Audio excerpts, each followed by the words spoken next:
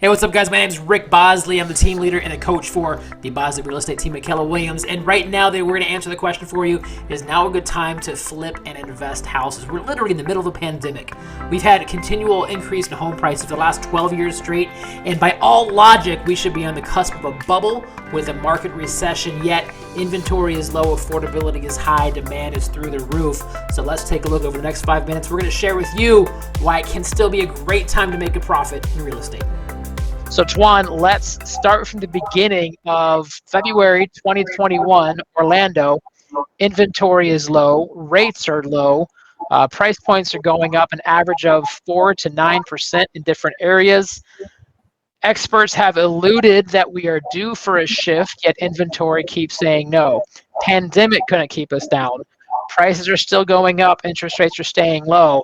This is what I've been hearing. So first off, do you agree with that the market a year from now will have a higher price point than it is right now? So That was a loaded, very long question. I apologize for that. that is a 35-minute answer question. But here's my thought on it, right? So everybody wants to time the market. Is the market going to shift? When is it going to shift? Yes, the answer is all the above. So my question to you guys is, are we out there just trying to time the market, right? If the market was right, am I going to buy then? You know, if the market changed in pricing, is it the best time to flip? And the answer I have for you is it's never a good time, and it's always the right time, right? When I look at an investment, I don't care about the timing. I don't care if the market is hot.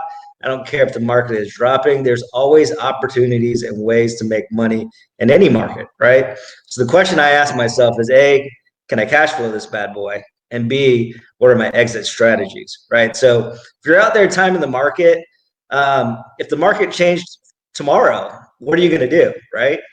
If the market changed in 2 years, what are you going to do? There's always going to be a need for housing in Central Florida.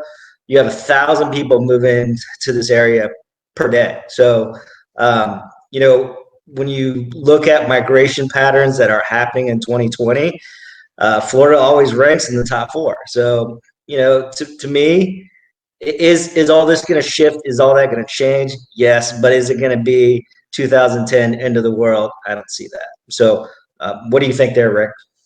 Yeah, no, I 100% agree that the floor is not going to fall out for a couple of reasons. The banks were not as reckless. Buying and lending was not as reckless. And in 2010 was on the heels of a declining market 3, 4, 5 years in a row, as opposed to 10 years in a row of growth.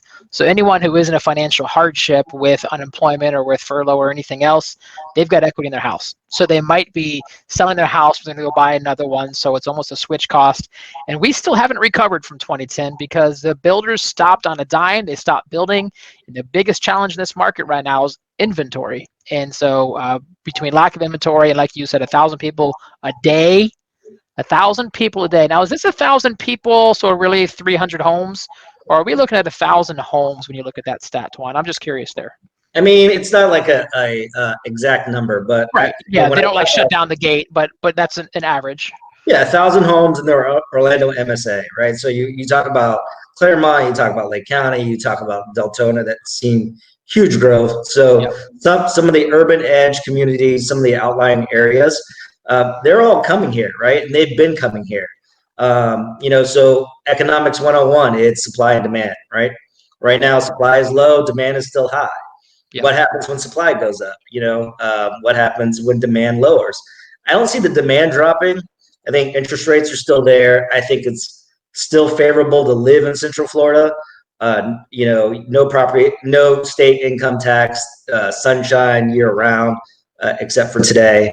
But, you know, outside of that. 42 degrees in Orlando here. Well, and I love what you are preluding right now, because next week we've got Eddie Workinger from the Expert Real Estate Advisors. You know him from Lake County? Yes, I do. And I've heard this from several people that they are going out buying land and developing their own stuff because inventory is so low. Tuan Trinh, who's been our commercial guest on here, he's going out and building and developing. I think your broker is doing the same thing over there by Camping World Stadium, right? They're just saying, there's nothing for sale. I'm just going to go buy a lot and go build it myself. Yeah, so, Tony Nguyen is the commercial broker, not Tuan Trinh, but that's who I. That's Tuan Trinh, yeah. Yeah, Wrong sorry. guy. I want to apologize to Tony there, not to Tuan, but apologize to Tony for mixing you up. Right. Well, and I love the wisdom you said of, is it a good time to buy? No. Is it a bad time to buy? No. It just depends on you, your ability and willingness to take a risk. Are you conservative? Are you a little more aggressive?